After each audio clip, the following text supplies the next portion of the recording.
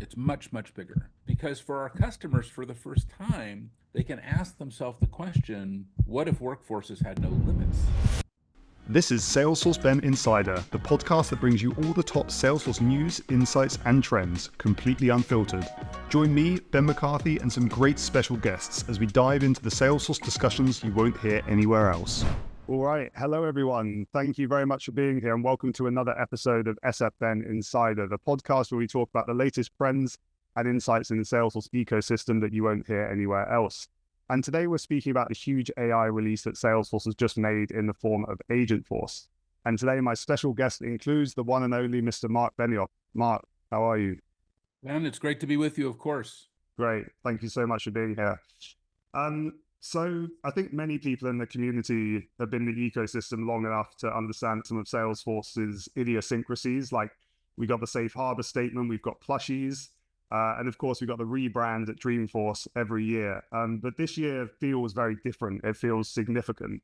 You've even been quoted saying that Salesforce is declaring a hard pivot to agents. So we'd love to hear a bit more about why this year is so significant and why Agentforce is unlike anything that's come before it. Did you not get enough plushies, Ben, at Dreamforce? Or No, I'm lacking. I noticed there's no plushies in your There isn't. I've got a monkey, but it's not office. branded to Salesforce. See, I have an Einstein behind me and a Cody and also a Yoda child. Yeah, love it. I even have a Jane Goodall doll now up there. Oh, wow, cute. Got to keep it fun, Ben. Well, you're right. This is a moment that we are never going to forget. None of us. No one in the Salesforce ecosystem or Salesforce itself will remember the time that we did not have agents. And now here we are, October 25th. We are releasing Agentforce, and we are getting ready to transform all of these incredible trailblazers we have all over the world into being agent blazers. And that idea that we've taken the community into the cloud, into social, into mobile, into AI with Einstein, into data with Data Cloud, with analytics with Tableau, and with collaboration with Slack. But now we're taking them into a whole new world, which is building an agentic layer for their companies. And that idea of an agentic layer, a layer where agents are doing, acting, taking actions, reasoning, operating on your behalf, this is a very new component of computer science. Now, of course, what we've been doing for the last 25 years at Salesforce, as you know, Ben, you've been there almost the entire route. We've automated all those customer touch points. That was really the first thing we did, whether it was sales or service or marketing or commerce or community or collaboration and analytics and all these different pieces. And then really, especially, over the last 3 years, one, we've been rewriting as many of those components that might have been acquisitions into our core. And two, we've introduced a layer on top of all of that called the Data Cloud. And the Data Cloud that was unique because it offered not only an incredible data lake, but it also federated itself with a zero copy capability that let you reach out to other data repositories and link and secure data with them. But now that we have all these automated customer touch points and built on this platform and all these custom apps and this data lake, there's one more thing we can do.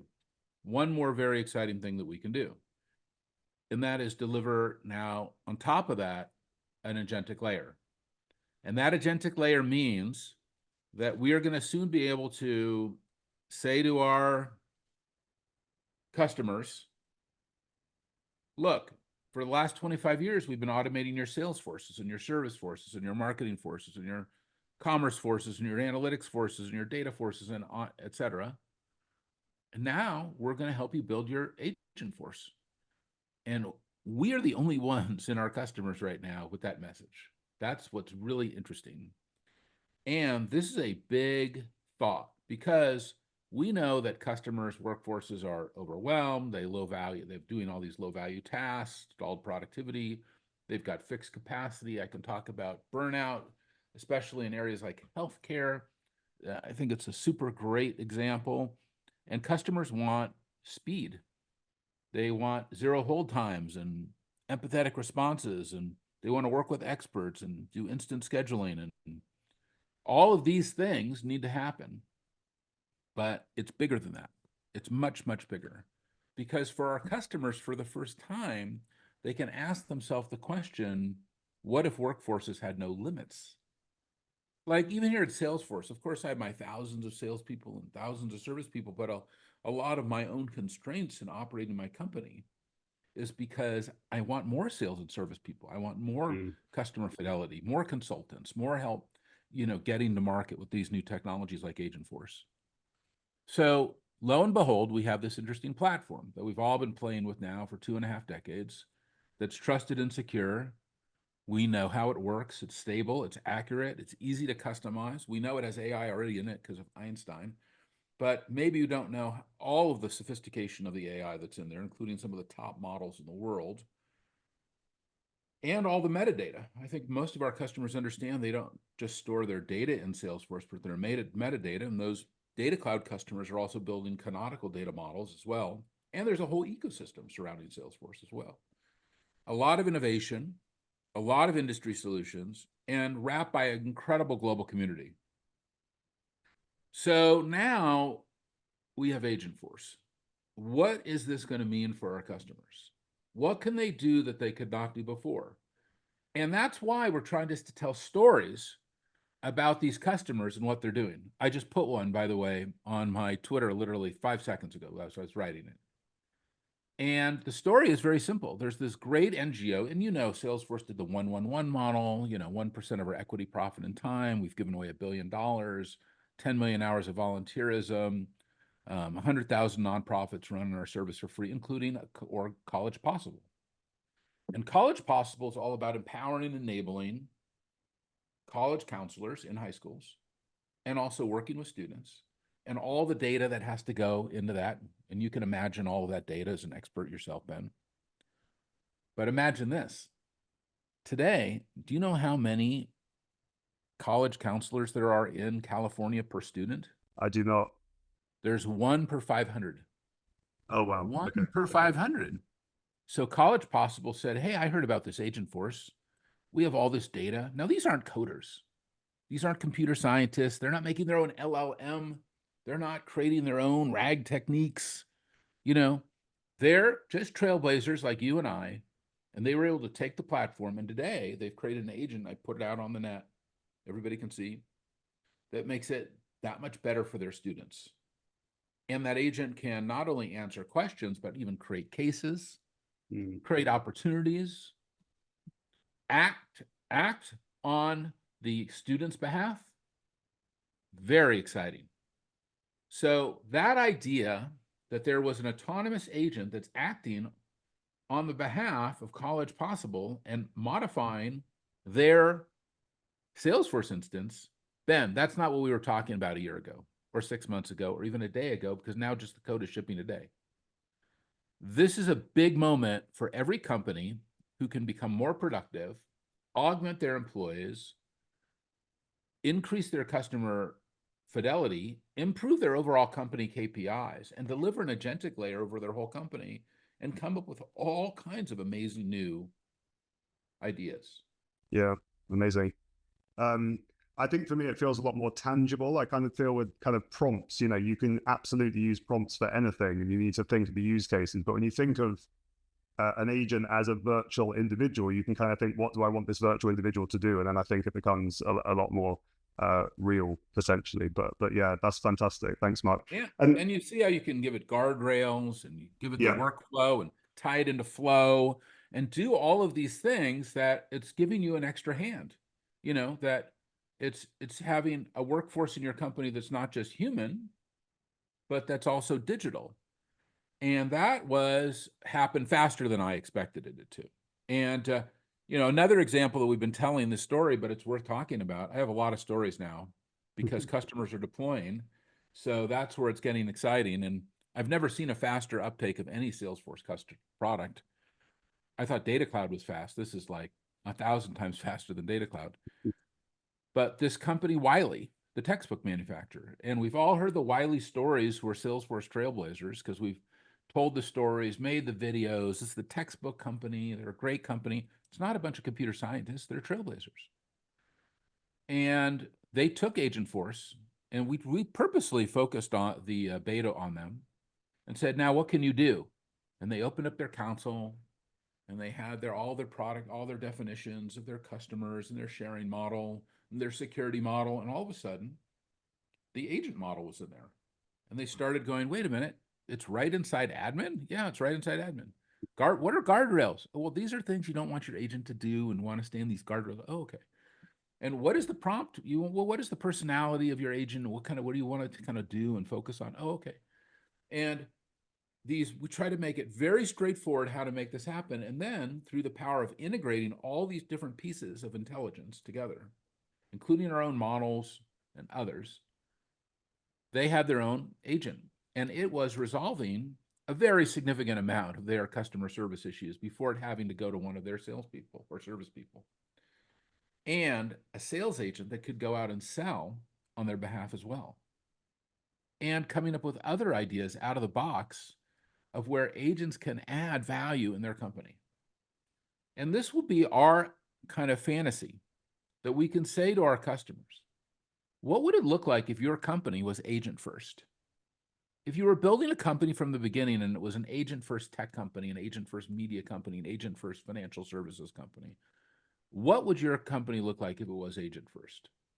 What would be the use cases? What would be the work structure? What is the workflow? How would it all? And we're all going to reshape our companies with this capability. And when we talk to these customers about these incredible examples, agents just can fly in there and add huge value to employees or to customers or students in this example, or, probably all stakeholders. So that's what I'm getting very excited about. Amazing. Do you still think it's feasible to have 1 billion agents deployed by the end of 2025? Well, this is our goal. We're trying to get every employee at Salesforce to work on this and do nothing else. It's hard because a lot of people, like we had a meeting yesterday, as I had just a meeting with the CEO of a large telecom customer. And the meeting went something like this. How are you? Great.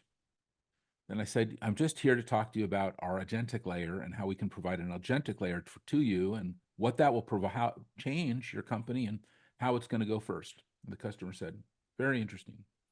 And I said, now, before I go on, I just want to talk about, has anyone ever in your career talked to you about an agentic layer or agents? And the CEO said, no. And I said, this is a moment because this will be the last time you'll be able to say that, because this is going to become a huge part of all of our businesses, that we're going to start working more closely with AI. Now, we have in many ways, like when you do your Google search, you know that AI is a big part of your Google search. Or maybe you're on ChatGPT and your LLM is in there and it's helping along, provide some intelligence. But here's the thing. Have we really thought about what it means for our companies to become agent first? What does it really mean for our companies to become agent first? How would we do it? What would it do for us?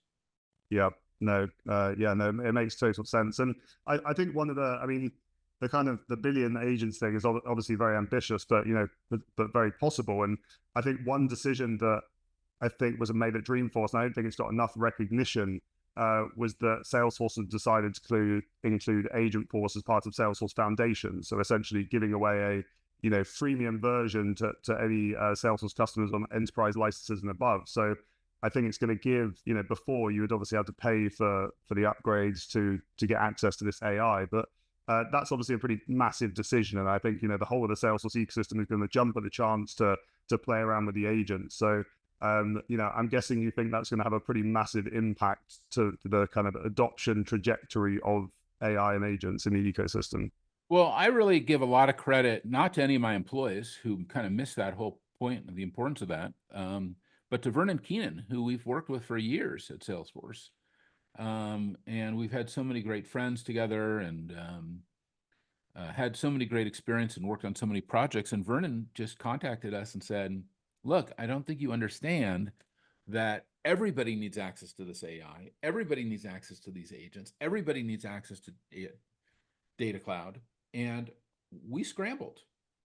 And I think it's very important that the Trailblazer community is extremely proactive and aggressive and over communicates with Salesforce, because we're a big company, 75,000 people. We have a huge political structure and bureaucratic structure. And sometimes it's even hard for me to get something to get done.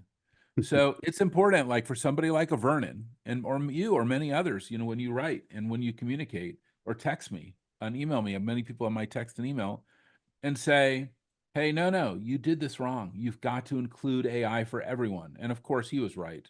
So when we released the code today, it included Salesforce Foundations, which means that everybody has some access to all the products. Yeah, that's great. I did see Vernon at Dreamforce. We keep in touch quite a lot, and yeah, he was right on the money with that post. So it's fantastic to see that being implemented. And as the CEO of Salesforce, what agent use cases are you most excited about to implement inside of Salesforce? Well, the one that you're going to see very soon and is already running internally, and if you're an authenticated user on help.salesforce.com, you're already using Agentforce. And I've asked them to turn it up to 100%. They've been doing an A/B test with a percentage using it and a percentage not. And of course, my employees are way more conservative than they should be. They should go faster, and they tend to be more, political and are trying to be very careful with the technology. But the results have been phenomenal. I think that they had 89% accuracy on help.salesforce.com. And I said, just turn it on also for the unauthenticated users as well. So we have so much data in our company and so much that we can deliver through the agent model, as so many of our customers do. Look at the huge investment that customers have made in their Salesforce infrastructures, in their workflows, in their data, their metadata, and the documents that they store, every aspect of the system. Now it can all be fed by Agentforce. And if you federate Data Cloud to other data repositories, that will even amplify what you're going to do. Yeah, very cool. And I have to admit, I was a bit of an AI skeptic at the start of the year. Like, I was using quite a lot of, the tools out there, but I wasn't too happy with some of the results I was getting back, especially as a content writer. Some of the stuff it was generating was a bit generic. But what I found recently is that the LLMs are obviously getting a lot more advanced. And I think as I'm, not going to Google and finding natural places where I integrate AI into my kind of daily workflow, I'm seeing a lot more value. But for your kind of, day-to-day life as a CEO, what kind of products, Salesforce products or not, AI products are you integrating into your daily life? Well, I think that, AI is slipping into all of our lives, when we drive our cars, when we are communicating, whether it's an email or even on Google, I think is a great example. But I use a lot of these tools. I even have on my phone a number of the different kind of intelligence products that I draw from to run Salesforce. Very cool. Thanks, Yeah, Mark. I mean, I guess the one that I've been using the most for the last 5 years is Einstein. I don't know why more people haven't turned Einstein forecasting on. It's seminal for me in running the company. And like right now, we're closing the quarter over the next week. And Miguel Milano, who runs sales, he gives me one number, every week. And the first thing I do is I go to Einstein and say, okay, well, this is what Miguel thinks, but what do you think? And rarely are the numbers the same. And then Einstein will say, the problem with that, Miguel, is that he doesn't look at this, this, this, and this, and this. And then, of course, Miguel can't see the amount of data that Einstein is looking at. Pipelines by region, by product, create and close components, all of these things. And this is very important that the agent also can now look across a huge amount of data to help you do your job. Yeah, a really good example is what's happening at Disney. Like at Disney, their cast members are dealt with incredibly complex products. So you have all these products that are out there, all the stuff that's going on. Now you're a cast member, you're an employee, you're having to actually make this happen for you. And you're with a customer, and the customer is walking through Disneyland, and they're heading to a ride, and the ride is down. And then you're on spot, you're the employee, and you turn to your agent and say, wait, no, the agent just contacted you. What? What? You already know that the ride is down? Yes, I'm paying attention. And what's going on? I know you're trying to go to Galaxy Edge and, it's sorry, this isn't going to happen. Rise of the Resistance is down. But the good news is I booked a 2 o'clock appointment for you at Olga's Cantina, and you're going to comp the lunch because this is one of our VIP customers. You're all set. Show up at 2 at Olga's. And voila, the agent is helping me. I would might not been able to know what to do or know what the options were. B, I might not have been able to do the scheduling because I'm with the customer. 3, that AI is able to look across the flow control of the whole park, which is a huge amount of data, and my ride history and my activity history, and then make the perfect connection for me. Mm. And how do you advise customers to start thinking about exploring use cases for AI? Because obviously for so many people, it's just so brand new and scary in some cases. And, it's just hard to kind of flesh out these use cases. But how do you kind of think about that when you're trying to generate these ideas for your own business or customers? Well, I think that it's going to have to be industry by industry and company by company. And I think for healthcare, you can see I'm wearing this kind of boot, okay, right here. Oh, where is it? Okay, you see that? Oh no, what happened? I had a bad scuba jump in Fakarava 3 weeks ago, 4 weeks ago now. 4 weeks ago, I had a bad scuba jump in Fakarava. And that's in French Polynesia, which is one of my favorite places to go and hang out. And it was after Dreamforce. I thought everything is great, but then it didn't. I ruptured my Achilles on my right side. Never had an Achilles issue on my right side before. Anyway, so now I'm wearing this boot for a few months and going to an MRI later. And, when I go to the MRI, maybe I'm going to have to drink some contrast or something. And, this is how it goes. These MRIs are great, but you have to do these different things. Do you think anybody's going to call me tomorrow and say, hey, you need to drink water and flush all that stuff out? And by the way, Mark, are you taking your meds or did you forget? And, even though healthcare is the largest industry in the United States, do you think that those people are in place, that they're calling me and, hey, think I'm about to get a call. Hey, don't forget your MRI is at 1:15. Let us know if there's been any changes. And then it's done. Then call me. Hey, just sending you a text, or do you prefer to talk on the phone? How was it? Everything go all right? Did you have any feedback for our technicians? Hey, just calling back again to let you know to drink some water. Hey, I'm going to check back in 3 more days. If you're still not feeling right, we're going to schedule a repeat visit with your doctor. And, oh yeah, by the way, do you need a repeat set of labs also? Yeah. So that's where I'm like, oh, this is working. Like you hear about, a workforce without limits. A lot of our workforces are highly constrained. Like those doctors and nurses post-pandemic in these major healthcare institutions are burnt out. This type of technology will radically augment them, give them incredible capabilities, and give them a huge amount of time back. Not just for service agents or sales agents or manage your pipeline or optimizing campaigns or giving shoppers, concierges, and all those things will happen. But all the little details in our life that could be so much better, we're going to have a lot more abundance because agents are going to give us a lot of value to us.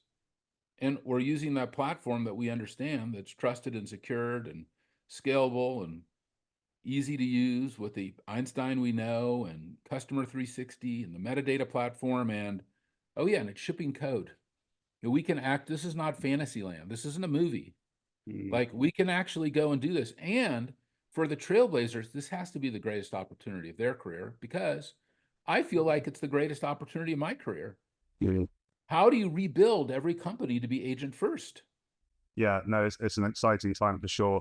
And something that I of course was going to bring up is you've been on very vocal on Twitter recently about Microsoft Copilot and their approach to AI and what they've been doing over there. So can you give us some kind of insights into the clear differences between Microsoft's Copilot and Agentforce? Well, I just think Microsoft has done such a disservice to the whole industry with how they've positioned AI. And here we are 2 years into Copilot. And Copilot, and one thing, like is kind of a developer tool and GitHub to help you edit your code, but it doesn't replace developers, by the way. And number two, that now it's supposedly a product across all these enterprises. I even bought it, but then I'm using it and I'm like, it's not grounded into any of my data. It doesn't have any levels of accuracy. It was spilling data for me. And I read the report from Gartner. And also I read this report in Computer World that talked about these security issues and data spill issues and all of these things that were happening for customers. And I'm like, this is Microsoft's intelligence, but these aren't agents. These aren't autonomous pieces of software that are taking action and reasoning on your behalf, grounded to your data and metadata, linked deeply into your sharing model, coming out of the Salesforce platform that you know and love. That is very different. Yeah, no, it makes sense. I think obviously Agentforce, it hopefully should be quite natural for the trailblazers in the ecosystem because it's a lot of the foundational elements such as flow, and obviously people have been playing around with prompt builder and model builder and tools like that as well. So yeah. Well, we want to have as much feedback because we're shipping version 1 today, so everybody should pop the top off and start working on it and give us feedback. Because I don't care if you're in banking or retail or healthcare or tech or insurance or the nonprofits or the telecoms or manufacturing. This thing is ready to go, and it's built inside the platform. So it's already got the 40 compliance certifications, the SOC, the FedRAMP, the HIPAA, all of that is there. So we should be able to get going quickly and start to see some great use cases. I thought the college counselor use case is so interesting. Yeah, no, it sounds cool. We are literally about to dive into everything Agentforce, so you'll see plenty of posts from us, and we'll send the feedback your way as well. Yeah, we want direct feedback as much as possible. Great, fantastic. Over the years, Salesforce has built up such an impressive portfolio of products, analytics, marketing, and so much more. But as the AI wave is coming, and it's no secret that some of the growth has slowed down in these products, because of the macroeconomic environment. But do you see budget being diverted away from these, the products that Salesforce has, or do you see them being as relevant as ever in the age of AI? Marketing Cloud and Tableau, and those, for example. Well, there's no question that customers, especially in the last 2 years, have been told some things that are not true. And to that point, I've met with so many customers who have so many science experiments going on AI. It's unbelievable. Recently, we did a demo of Agentforce to one of our large pharmaceutical customers. And they're watching it, and they watched the agent do this and a few things, and then understood how we're building the model seamlessly underneath it in real time. Then they can go and inspect that. And then they said, why are we building our own model? Why are we trying to do this ourselves? Why would I have teams of people? I'm like, listen, I'm in the software industry. I'm just making a platform to make this easy for you, just like I have for 25 years. I think up to that point, they really thought, and I think for a lot of customers, they've been told that they need to DIY their AI, that they need to do it themselves. They're going to pick the chip. They're going to pick the model. They're going to pick the security framework. They're going to pick the sharing framework. They're going to pick the hyperscaler. What? Who wants to do that? Why don't you just want to go get value? And it's no sure thing that you're going to get it to work, because the vast majority of customers haven't. When I've tweeted about Copilot, there's almost no pushback. No one said, listen, I love Copilot. It's lovely. It is so wonderful. They understand what I'm saying, which is that they've been sold something that doesn't work. It's basically ChatGPT in a frame. And that's not what we're talking about. We're talking about the next level of Salesforce, the next level of enterprise software. We're talking about an agentic layer. And we're at the beginning of an incredible transformation where every trailblazer can be an agent blazer. And this idea that, we're already doing 2 trillion AI transactions a week, but now you can get in there and start to build agents and deliver untold value for your customers. You heard the story about Saks. They weren't even part of the Dreamforce keynote, and they rolled in the night before, and our team loves working with them and sat down with them. They're like, what is this Agentforce? We haven't seen it yet. And we sat down with them and worked on their worked on their system.